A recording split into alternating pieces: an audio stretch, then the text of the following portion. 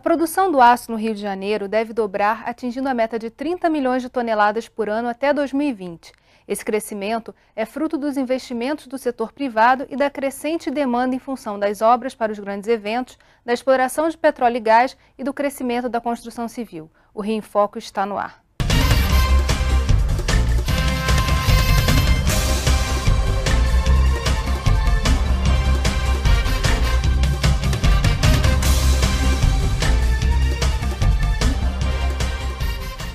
Para conversar sobre a siderurgia no Rio de Janeiro, convidamos Júlia Nicolau Butter, da Firjan, Rodolfo Biller, diretor técnico do Instituto Aço Brasil, e Jorge Cunha, superintendente da Secretaria de Desenvolvimento Econômico. O senhor pode começar falando um pouquinho do panorama e da planta da siderurgia no estado do Rio de Janeiro? Hoje o Rio de Janeiro produz cerca de 15 milhões de toneladas ano de aço. É uma produção voltada para o mercado interno e também para o mercado externo. E as perspectivas são absolutamente fantásticas. Já investimentos decididos já puxam esse valor para cerca de 20 milhões, 22 milhões de toneladas ano, e novos projetos que nós precisamos ainda, vamos dizer, buscar, atraí-los, a gente consegue chegar a 30 milhões de toneladas ano. Isso em relação a outros estados do país? Bem, o Rio hoje o Brasil produz hoje 33 milhões de toneladas ano, mais ou menos. Então hoje a nossa produção é cerca de 50% do país.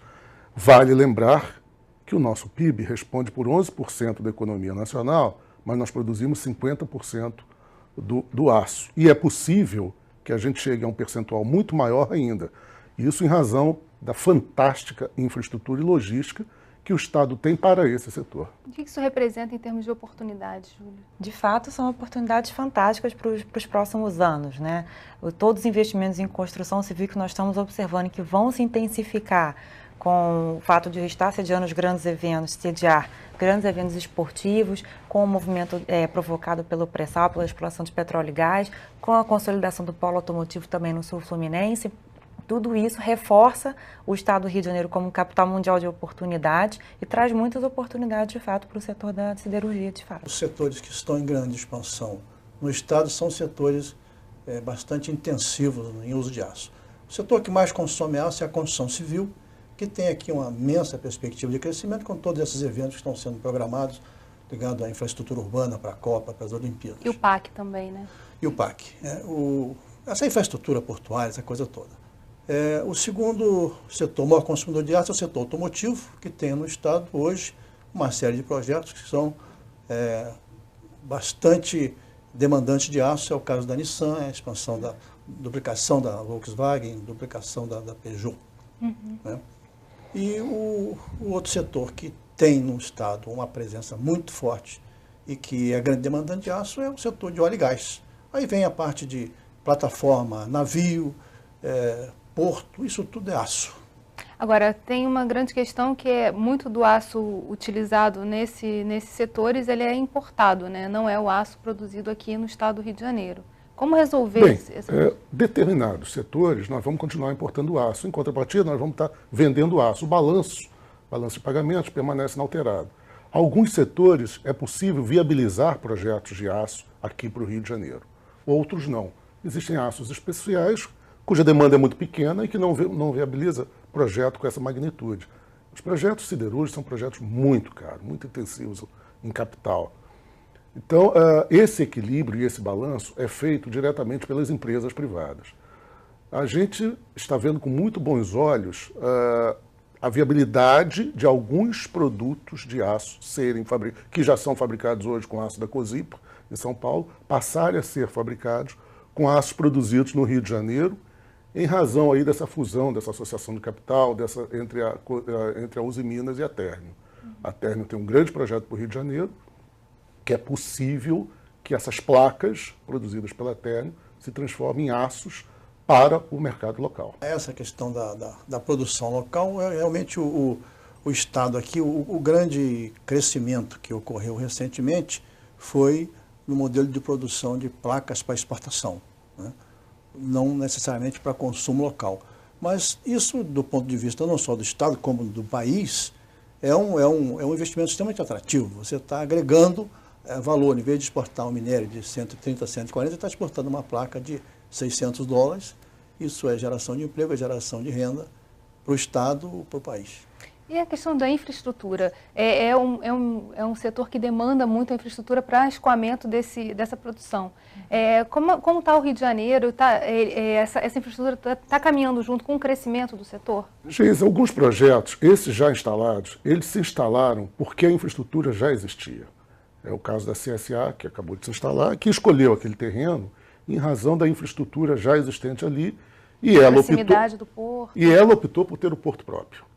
Porque, na verdade, o Estado, à época, ofereceu 3 terrenos. 2 ela teria que utilizar as instalações do porto de Itaguaí. E este terceiro, que foi escolhido por ela, pelo grupo alemão, foi uma decisão dela. Optou por construir seu próprio porto. Foi uma decisão inteligente. Mas já tinha a infraestrutura toda ali da malha ferroviária, malha rodoviária e tal. O projeto da Ternium se viabilizou graças a uma infraestrutura nova, que foi a Mineroduto. E agora, a ampliação dele só será viável com, aí sim, com uma infraestrutura que é serviço de trem, serviço ferroviário, até lá viabilizando, porque o Mineroduto não tem volume para a segunda etapa da Ternium. Só através do trem para o Porto do Açu que será viável a implantação da Ternium. Enfim, mas existem outros terrenos com infraestrutura capazes de receber novos projetos. De fato, a infraestrutura do Estado do Rio, a percepção é de que ela vem caminhando junto com todos os empreendimentos, não só siderúrgicos, mas em especial com eles, porque eles demandam de infraestrutura não só para escoamento da produção e eventualmente importação de matéria-prima, mas para locomoção também de trabalhadores. Você precisa locomover pessoas até essas indústrias. Então, o que se observa é expansão, ampliação de rodovias, reconstrução de trechos ferroviários, ampliação de portos, construção de novos portos, aeroportos também. Então, existe um movimento em torno da expansão da infraestrutura logística que, sem dúvida, servirá de suporte, apoio a esses empreendimentos já existentes e a atração de novos empreendimentos, tanto na siderurgia como em outros também correlatos. Essa questão da infraestrutura já foi mencionada, é básica, porque a produção de aço ela é muito demandante de infraestrutura. Para produzir 1 tonelada de aço no modelo de usina que parte do minério, você movimenta 4 toneladas. Então, realmente, a infraestrutura é determinante da localização da usina, é determinante da competitividade da usina. De forma que o Estado do Rio, nesse aspecto, tem uma situação bastante privilegiada no contexto nacional. A questão ferroviária, as ferrovias que estão agora também no programa de investimentos para melhoria de capacidade, de eficiência. Os portos, o nosso carvão é totalmente importado e os portos do Rio são portos de exportação de minério e as rodovias, de forma que nesse aspecto o Estado do Rio tem realmente muito para oferecer na atração de investimentos nessa área. Daí, porque veio para cá a CSA e agora esses investimentos que estão sendo previstos lá para o Porto de Açu. As oportunidades para as micro e pequenas empresas, a gente fala sobre isso no próximo bloco. Não sai daí. Rio em Foco, aqui política e economia caminham juntas.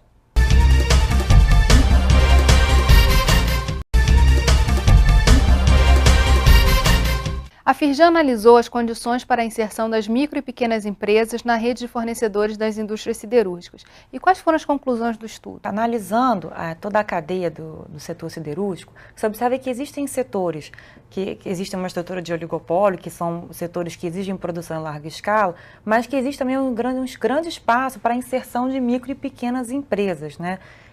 Por esse levantamento feito pelo sistema Firjan, foi possível avaliar que existem cerca de 55 atividades nas quais as micro e pequenas empresas podem ser fornecedores em primeiro grau de grandes siderúrgicos e 124 atividades nas quais elas podem ser fornecedores de segundo nível, ou seja, dois fornecedores de grandes indústrias, o que confere a elas um grande espaço como potenciais fornecedoras, né?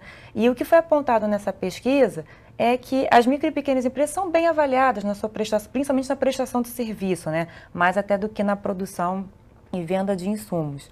Mas, de fato, existe uma demanda até reprimida por prestação de serviços de manutenção, serviços de fiscalização, na parte mecânica, elétrica, automotiva, enfim, existe um espaço muito grande para a ocupação de micro e pequenas empresas. Para ser só uma ideia, em 2008, quando esse estudo foi feito, a estimativa é que existe uma demanda de 400 milhões de reais para esse tipo de serviço prestado por micro e pequenas empresas. Hoje em dia, com investimentos ainda maiores, a percepção é de que essa demanda é, de fato, ainda maior. Como trabalhar políticas públicas para inserir essas micro e pequenas empresas na cadeia? Eu acho que a gente tem feito isso e com certo resultado.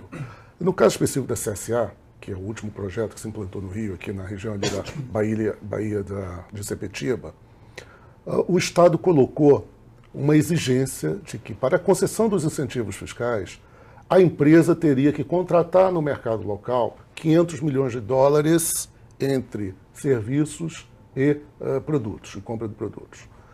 E o Estado tem acompanhado isso. O número, assim que a empresa começou, deu startup no seu processo, iniciou sua produção, o número, nosso número, que bate com o número deles, estava da ordem de 3 bilhões de dólares de produtos comprados no Rio de Janeiro. Serviços e produtos, processo, empresas de pequeno porte.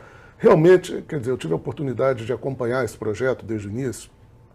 E para a região, eu vou exemplificar com a Dona Maria. Dona Maria era uma senhora que tinha ali na frente, que morava ali num conjunto ali próximo, que servia o cafezinho para os engenheiros e tal, um biscoitinho e tal.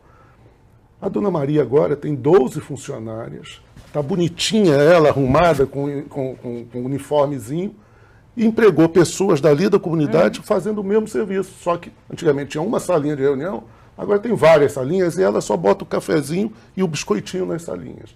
Quer dizer, então, para a região é um espetáculo, é uma microempresa, a Dona Maria, que se formalizou. Agora, na região tem uma série de empresas, aluguel de carro, fornecimento de manutenção de cercas e gramados. O tamanho daquela empresa é absurdo o tamanho. Então, os projetos e as oportunidades são fantásticas. Já foi feito um encontro de negócios na região, isso foi feito também em parceria com a Firjan, com o Sebrae, para apresentar para a CSA e outros grandes consumidores da região o potencial de micro e pequenas empresas ali da região. Né? Existem vários projetos na região que podem se beneficiar também dessa cadeia de fornecedores. E não só a CSA está instalada ali, né? Tem tem agora o estaleiro da Marinha, tem os terminais da LLX, MMX, Porto Sudeste, o terminal da Uzi Minas. Enfim, são alguns projetos grande porte que podem, a Nuclepes, Gerdau expandindo.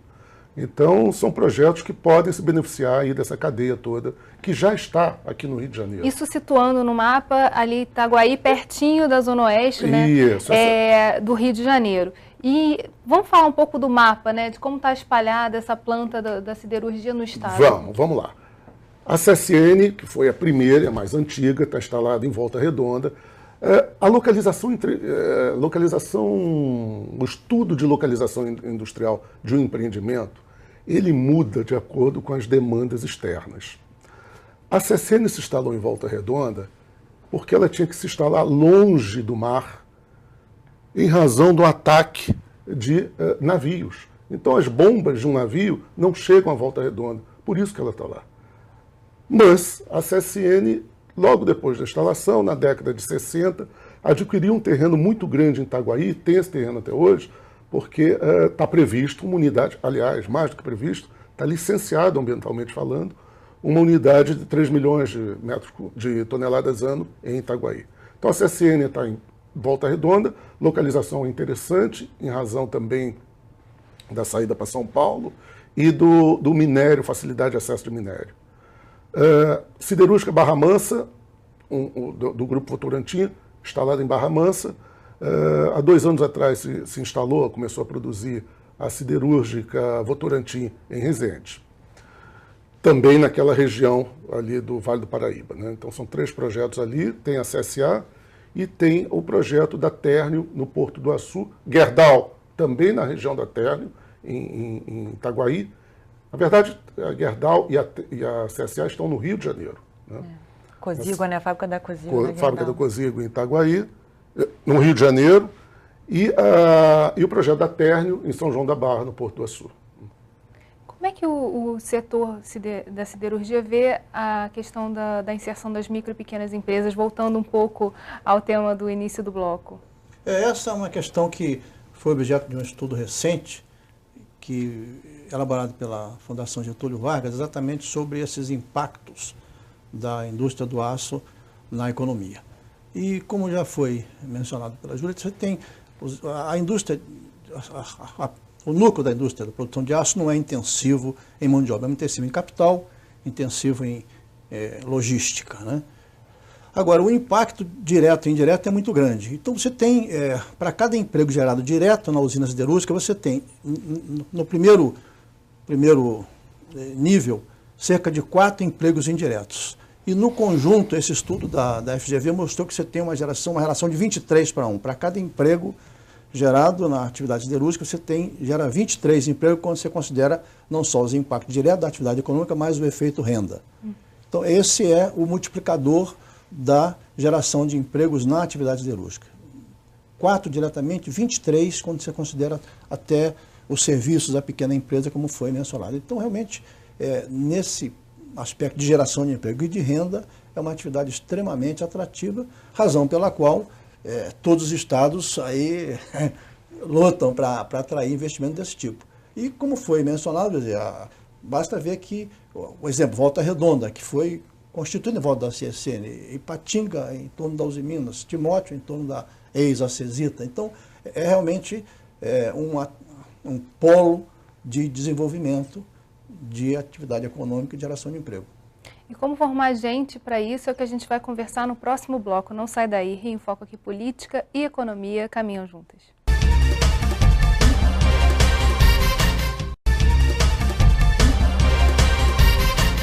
O diretor de Recursos Humanos da CSA conversou com a gente aqui no Rio em Foco sobre as dificuldades para a formação de mão de obra no setor siderúrgico. Vamos ver o que ele disse.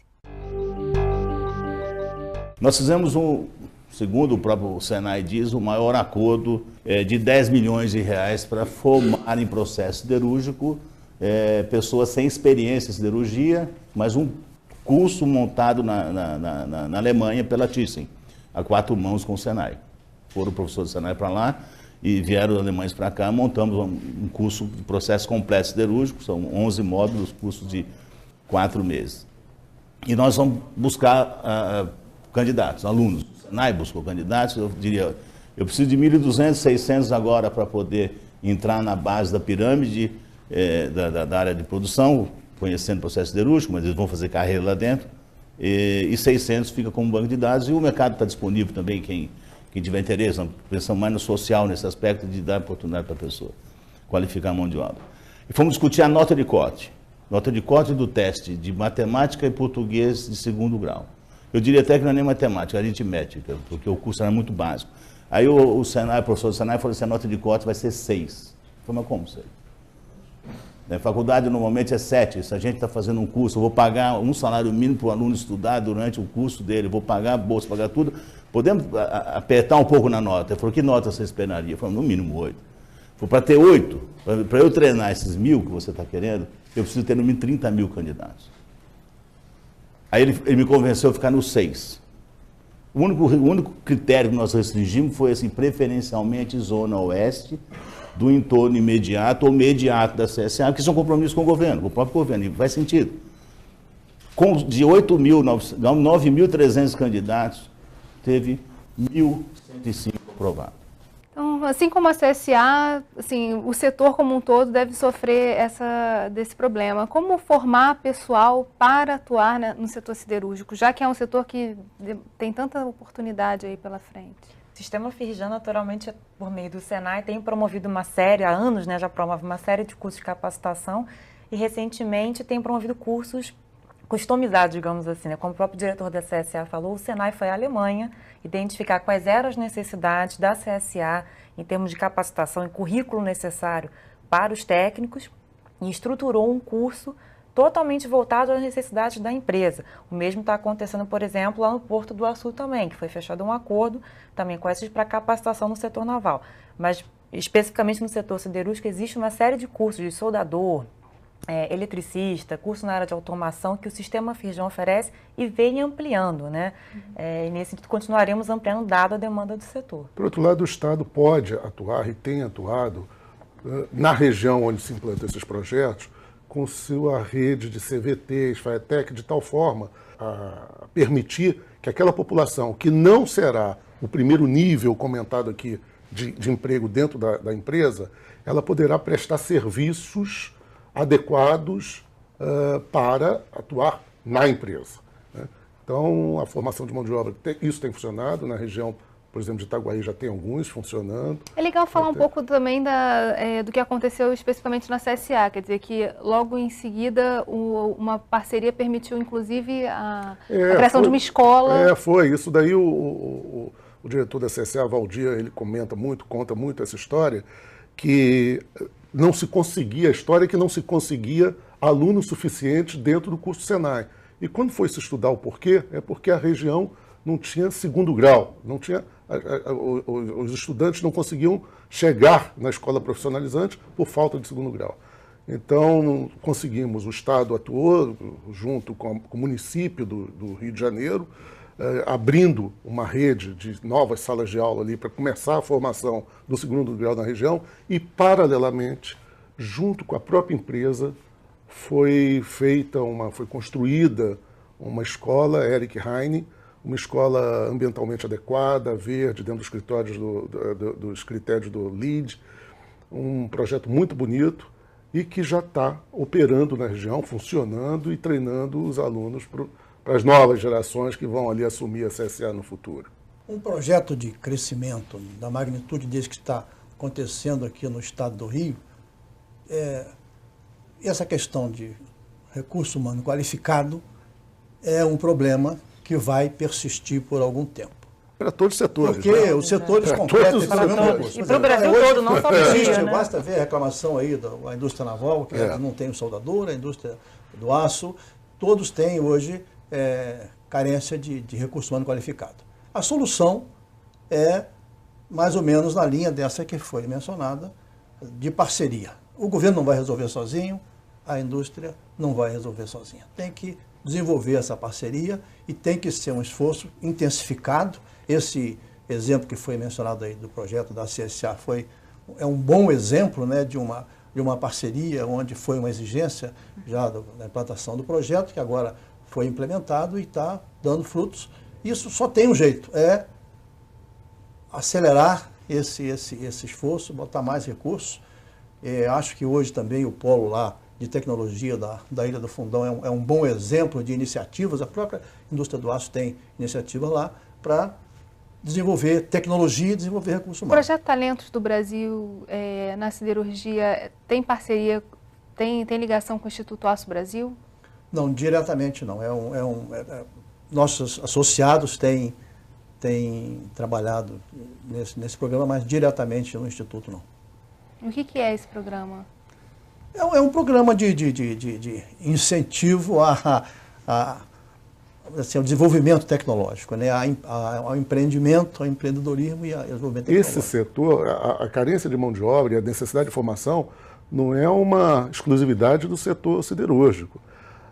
Todos os setores do Rio de Janeiro, hoje nós estamos tendo, quando a gente discute com empresários, grandes empresas que estão chegando, estão estudando uma localização industrial do seu projeto, Rio de Janeiro ou qualquer lugar do país, a questão mão de obra é um dos pontos chaves. E como resolvê-la entra no peso da matriz locacional do empreendimento. Então, eu vou dar um exemplo concreto que aconteceu agora no Rio de Janeiro, foi na negociação da Nissan. Nós chamamos a Firjan, através do Senai, para assinar o memorando de atendimento com a Nissan, porque o Senai se comprometeu a ajudá-los na formação de mão de obra. Aquilo foi fundamental para o japonês. Ele precisava ter um compromisso, queria formar a mão de obra no tempo adequado para a fábrica. Então, e isso não é um problema só do Estado do Rio de Janeiro, problema Brasil, Mas no Rio de Janeiro esse problema é maior, porque é aqui no Rio de Janeiro, acho que a Júlia já falou isso, é que todos os projetos estão vindo para cá. E crescendo junto. Está crescendo demais. Depois entendeu? de anos, assim, Depois de uma certa anos, estagnação. Então, você perdia grande parte dos profissionais aqui formados e iam para outros estados. E agora até tem muitos fluminenses e cariocas retornando.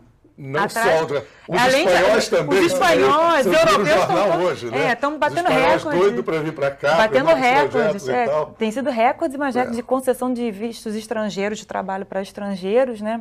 Mas o fato é que o Rio de Janeiro, depois de certa estagnação, está voltando ao seu brilho, né? Ter o seu brilho. Então, até se formar uma geração de profissionais capacitados do nível técnico ao nível superior, de fato demora tempo. Mas o mais importante, acho que é essa parceria, na verdade, entre poder público e iniciativa privada para a atração desses investimentos e, mais ainda, ver que a iniciativa privada, também por meio desses grandes empreendimentos como o CSA, tem vontade também de investir, como montar uma escola, contanto que ela veja que existe um arcabouço, uma união e uma vontade de trazer, na verdade, uma união em torno do estado do Rio de Janeiro. Né? Se a empresa ela faz uma conta, se ela verifica uma vantagem financeira no futuro, ela faz. Ela investe. Ela investe.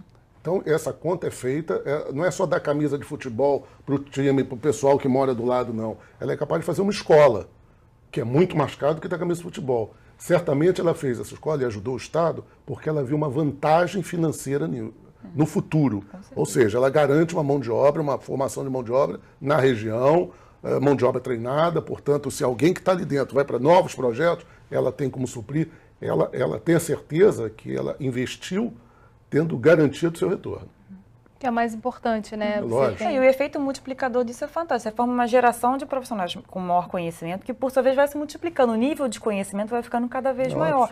Na medida em que determinada localidade, a população, eleva o seu nível de escolaridade, naturalmente aquela região se torna beneficiada, inclusive nos índices de desenvolvimento, né? A parte de educação, saúde. Então, tudo isso se reflete em benefícios sociais. Olha, Geisa, também. eu acho que para mim o ponto-chave de um país, eu trabalho na área de desenvolvimento há muitos anos, há 34 anos. Se você me perguntar qual é o fator-chave, a infraestrutura, não, é a educação.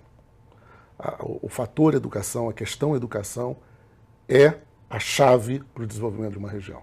Entendeu? Então, a gente aposta muito nisso.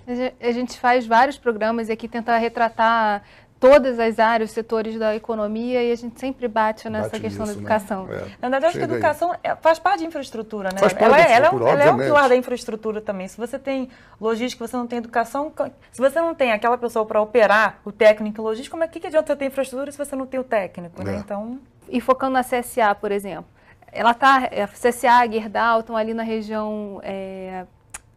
no Porto de Itaguaí, mas estão no Rio de Janeiro, na Zona Oeste, numa área que é uma área considerada pobre da cidade, que tem uma infraestrutura assim, ruim na questão dos transportes, por exemplo. Essa modificação dessa infraestrutura é levada também com o desenvolvimento das empresas, desses grandes empreendimentos? Óbvio, claro.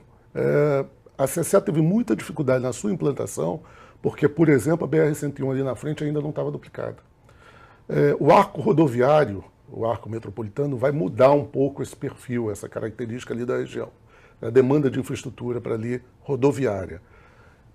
É óbvio que a questão de infraestrutura rodoviária, a questão de acessibilidade, tem um peso fundamental, entendeu? E essa é uma preocupação constante do poder público, porque é a área mais deprimida economicamente do município, e é a área que hoje está recebendo os maiores investimentos privados.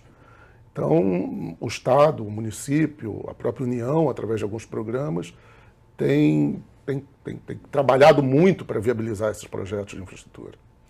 A siderurgia e o meio ambiente são os assuntos do próximo bloco. A gente volta já. Rio em Foco aqui, política e economia caminham juntas.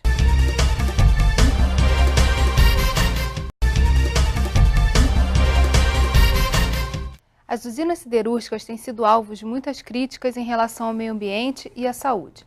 A CSA recentemente passou por problemas aí que todo mundo assistiu. Como resolver isso? Como equacionar essa questão ambiental frente a todo esse desenvolvimento que a gente tratou nesses 3 últimos blocos? Quando se fala em resolver isso aí, tem que dizer o que nós temos que resolver. Na verdade, o que se falou, o que se divulgou sobre a CSA é muito, muito além do que de fato aconteceu lá. O problema ocorrido na CSA foi um problema relativamente corriqueiro quando se considera um projeto daquele porte e início de operação. Era a emissão de um produto particulado que era grafite. É igual o do lápis que o garoto fica mordendo ali na escola. Então não tem nenhum impacto de saúde. Então uma possibilidade razoável de ocorrência quando você tem um projeto daquele porte, 5 milhões de toneladas de capacidade. Que já está solucionado, foram 2 ocorrências em agosto e dezembro de 2010, sem qualquer outro impacto a não ser o incômodo muito localizado de alguns particulados. E essa questão tomou uma dimensão absolutamente desproporcional à realidade do problema. Então, resolver, na verdade, está resolvido. O problema acabou em 2010, não houve novas ocorrências, a empresa está ainda em processo de novos investimentos para que não venha a ocorrer novamente. Aliás, o fato da própria entrar em operação regular já é um fator que praticamente elimina a possibilidade de ocorrência. Então, resolver o quê? Na verdade, resolver é esclarecer a opinião pública que esse é um problema de pequena escala, já resolvido há bastante tempo e que não tem por que ter esse impacto que tem de mídia hoje. Mas a CSN, por exemplo, durante anos também sofreu acusação do impacto. Não, mas olha, aqui a CSN tinha uma emissão realmente e tinham 2 tipos de emissões que eram mais perigosas, que tinha emissão de gases e tinha emissão também líquidos, porque a CSN faz placa e tal.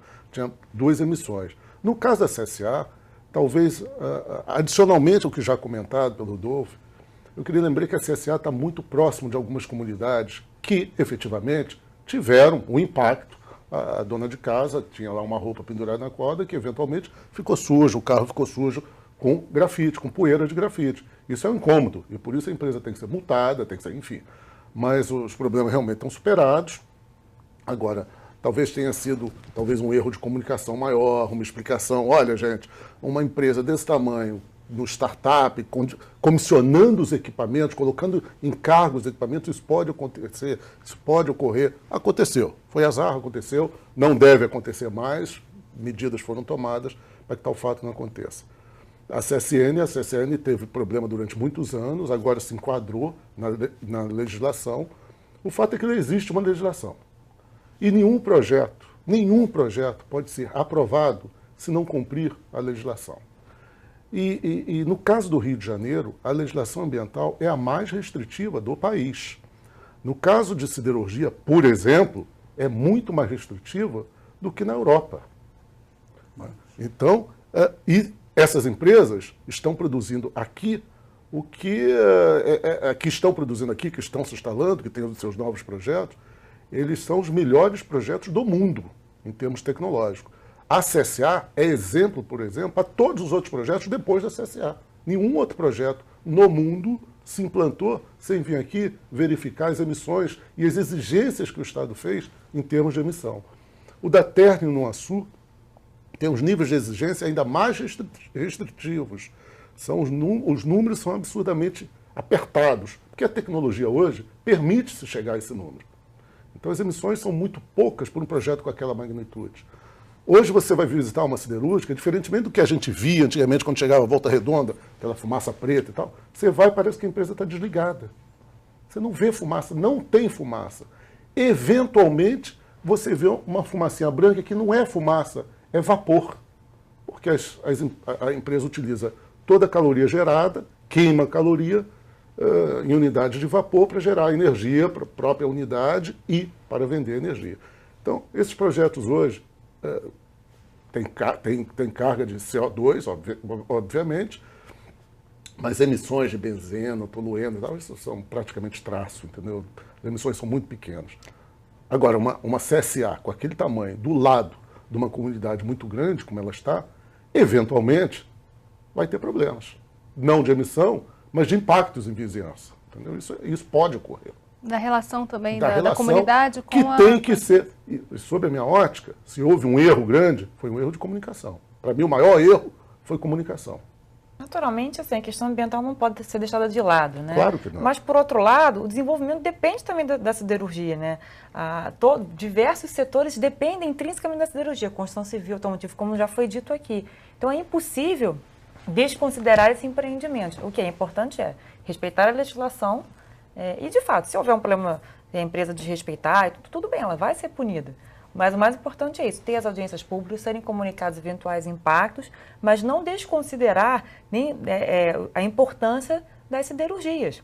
Nem o extremo 100% preservação do meio ambiente, nem o outro lado, nem o extremo nem o outro. É importante tem que ter sustentabilidade o projeto. Sustentabilidade, exato. E se a empresa se preocupa em mostrar a sustentabilidade do projeto, se passou pelos órgãos ambientais, foi aprovado. Até porque não é só uma exigência do Estado do Rio, mas do mundo também. Exato. Na Europa, se fosse construir uma siderurgia, ia ser também ia ter as suas restrições por conta das compensações de carbono. Não, a Alemanha, por exemplo, que é o país referência em sustentabilidade no mundo, tem uma série de siderurgias por lá. E nem por isso, na beira do rio Reno, e nem por isso é um rio poluído, e nem por isso as pessoas reclamam. Pelo contrário, é fonte de geração de empregos, de renda e de riqueza para o país. Então, a questão é não deixar a questão ambiental de lado. No Japão, siderúrgicas colocadas do lado de fábrica, de casas e tal. É tudo uma questão de planejamento e respeito a questões ambientais e a questão da sustentabilidade. De resto... mas hoje os organismos que legislam e que fiscalizam são tão grandes, sabe, as exigências são tão intensas, são tão grandes, que hoje não existe mais nenhum projeto que não garantam a sua sustentabilidade. No caso do Rio de Janeiro, não tem, isso eu posso garantir para você. Nenhum projeto, o equilíbrio sustentável dele, o lado social, o lado econômico, tem o seu peso.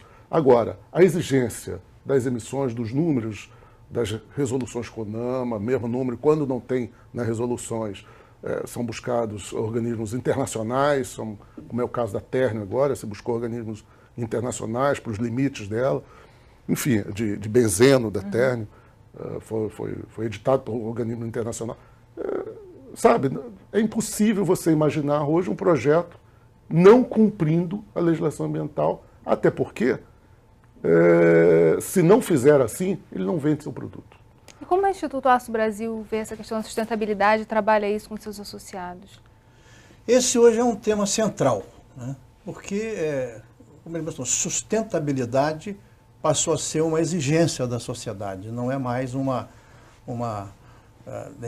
simplesmente uma questão operacional de tal qual atividade, é uma exigência da sociedade. E essa, para a indústria do aço, é uma questão central, até porque é uma indústria que tem uma visibilidade muito grande. Não tem como uma indústria siderúrgica esconder a sua atividade. Basta ver o exemplo aqui da CSA, a comunidade em torno, as cidades que têm Volta Redonda vivem em torno de uma siderúrgica, Ipatinga, o Timóteo e tantas outras lá em Cubatão. Então é uma atividade que tem um impacto grande pela sua escala e tem uma visibilidade muito grande. Então, quer dizer, qualquer problema, ainda que tenha pouca expressão em termos de danos ambientais, é muito visível pela alta concentração, repercute muito. E é muito fiscalizada dá muito, se você vai falar do impacto de uma pequena metalúrgica, ninguém sabe nem quem é, mas você fala de uma grande empresa, os próprios órgãos da mídia, de um modo geral, as ONGs, todas que estão de olho nessa questão, dá muito mais divulgação falar de um problema de uma grande empresa que numa pequena metalúrgica. Então há uma repercussão desproporcional, eventualmente ao impacto do evento, mas proporcional ao tamanho da empresa. É um pouco essa a questão. Infelizmente, nosso programa está chegando ao fim. Queria agradecer o Jorge, Júlia, Rodolfo e a você que ficou com a gente até agora. O Rio em Foco é o programa do Fórum Permanente de Desenvolvimento Estratégico do Estado. Para acompanhar os nossos debates, acesse a nossa página na internet ou as nossas redes sociais. Você também pode assistir esse programa no site www.rioemfoco.rj.gov.br e pelo www.tvalerj.tv. TV Alerj, o canal do povo fluminense. Até a próxima.